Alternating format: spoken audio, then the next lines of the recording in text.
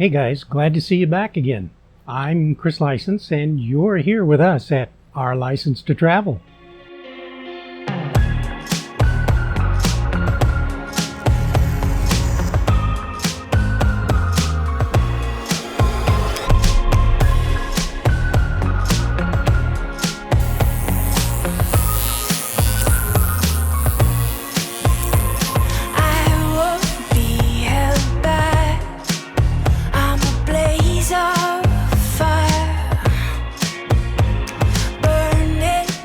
We thought we might talk about a few average RV faux pas that we've probably all made at one time or another while living this lifestyle. Hopefully, we're making fewer of them the more and the longer we do this. I know we've made most of them early on in our RVing experience, and look, we've survived. These are really common, and we see them all the time, so help us and this great community out. Chime in if you've done any, some, or all of them, and especially if you have others that you can share with all of us in the comment sections below. I'm really anxious to see what we can all come up with. Faux pas number 1. That would be for us, driving too fast for your rig. Like, ours is really big, about 60 feet overall hooked up, and not far from 20,000 pounds. It takes a lot longer to stop. You have to give yourself more distance while driving to actually do a good stop. Also, so many of those ST or special trailer tires are rated for way lower than what one would expect, generally around 65 miles an hour. If you're exceeding that rating, you can exponentially increase your chances for a blowout. Remember the old saying, arrive alive, take your time, slow it down. Don't follow so close, and enjoy the trip. You'll help lower your stress and feel better when you make your destination. Being stuck on the side of the road trying to change a flat just is not fun and can be very dangerous. You've seen some of the drivers out there, and that tire coming apart can do a lot of damage to your rig. We'll add a link to that video up here. Number 2, not checking your tires. Yes, we just did a video on this. So to recap quickly, check, and recheck your tires. Your home is counting on them. Don't cheap out. Buy the best American-made tires for your rig that you can. Unfortunately, the U.S. tire manufacturers have not caught up with the demand yet, and don't offer premium tires for all rigs. In the meantime, here's what to look for. Check the date of the manufacturer. A 4-digit number next to the DOT information stamped on the tire. Our rule is nothing, that is tire over 3 years old, China manufactured on our rig, including the spare. Our first set almost made it 3 years before a double catastrophic failure, one right after changing the other. A TPMS is a must and an easy way to monitor pressures and temperatures. We visually and physically, that's touch, and inspect each tire on the road. That's rolling on the road. Looking for foreign objects, missing tread, uneven wear, which could indicate bearing and/or suspension problems, cracks, bulges, and hissing from around the valve stems, and we balance them. Trust me, it does make a big difference. Faux pas number 3, leaving your awning out. First thing I'd like to say is thank you again to the lady in a park in Tennessee with an Airstream who waved us down while we were just pulling out of our space to get on the road. Yeah, our awning was out. All the way out. Remember to not just look at everything at waist and below level. Look up too. Also, never leave it out when you go out on an outing away from the RV. Bring it in. You might consider bringing it in at night as well. There are parts of the country where when it rains, it can come down in buckets, causing the material to dip and hold a whole lot of water. And that's 8.33 pounds per gallon, and it can damage the fabric as well as bend and break its arms. Check the weather in the area you're at. Here in Arizona, we get microbursts. Air suddenly dropping at about 75 miles an hour plus with winds in a straight line that can take planes right out of the sky. Yeah, it'll damage your awnings.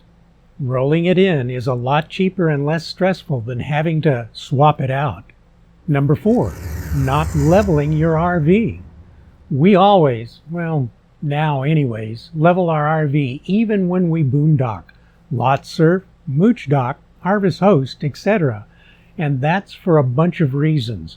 Most obvious is that if you have a dual fuel camping fridge, that absorption unit on the back needs to be leveled to function efficiently, and can even be dangerous if it's not. If you travel with empty tanks, that's a weight-saving idea. Other than a few gallons of fresh water, if the rig is not level, your water pump pickup tube may not be able to draw out the water. If it's not level, water goes down, pickup tube sits high, no water for the toilet. Another leveling faux pas is trying to use those scissors type manual and electric stabilizers as leveling jacks. That's the quickest way I can think of to break them and have to go to some kind of plan B. Don't get these confused with some of the electric leveling systems coming out on some of the travel trailers now. Faux pas number 5, connecting your sewer lines. Now in some states it's a local ordinance with the weight of law. Yeah, they could kick you out of the park if you fail to and or fine you. Nearly every place we go, we've been able to screw our fitting into the threaded pipe in the ground. Now, if they don't have threads, you can give one of those rubber donuts where you can jam it in and shove your threaded fitting into it to make sure your sewer line works. Just be sure to add some weight to secure it, and don't pull your dump valves open too quickly. The force of that water can whip the end off. This is obviously not a place to have a mess when you're dumping your tanks.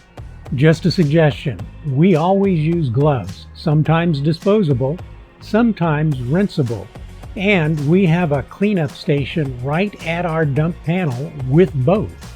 It's called a Stinky Slinky for a good reason. You don't want it to cause an issue for you and or the other campers around you. Secure that hose.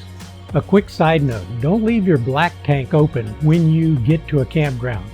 Let it fill and then dump, or dump just before you leave if it's not full yet. You don't want to leave it open because you'll get a big buildup of the solids directly under the pot, which will create a big mess. See Poop Pyramid. Number 6, do a walk around. Don't forget to do this step. In fact, do it twice.